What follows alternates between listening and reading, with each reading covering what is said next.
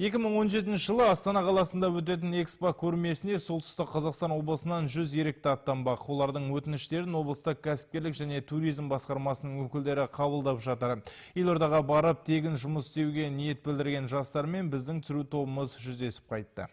Экспо 2017 көрмесіне қатысуға ниет білдірген еріктілердің бірі Солтүстік Қазақстан мемлекеттік университетінің 3-ші курс студенті Махаббат Сакенова. Тілдер институтында оқып жүрген бойжеткен 3 тілді жетік меңгерген. Өткен жылы Петропавлда өткен Қызылжар инвест форумына да қатысыпты. Сондықтан ерікті ретінде тәжірибесі баршылық. Бұның бізге берер пайдасы өте мол. Өйткені біз әсіресе ағылшын тілі мамандығының студенттері тіл білімімізді жетілдіріп, жаңа адамдармен танысып, өз еліміздің дамып өркендеуіне өз үлесімізді қоса аламыз деген ойдамын. Өз-өзіне сенімді және де шет тілдерін білетін әрбір студентті осы форумға қатысуға шақырамын. Көрмеде жұмыс істеуге қазірдің өзінде 200 белсенді ниет білдіріп отыр. Өтініштер әлі де қабылдануда. Іріктеу кезеңінде Қазылар алқасы талаптарға сәйкес келетін 100 адамды таңдап алады. Солтүстік қазақстандықтар бір ай бойы шетелдік қонақтарды қарсы алу, көрмеге қойылған отандық тауарлармен таныстыру сынды жұмыстарды атқаратын болады.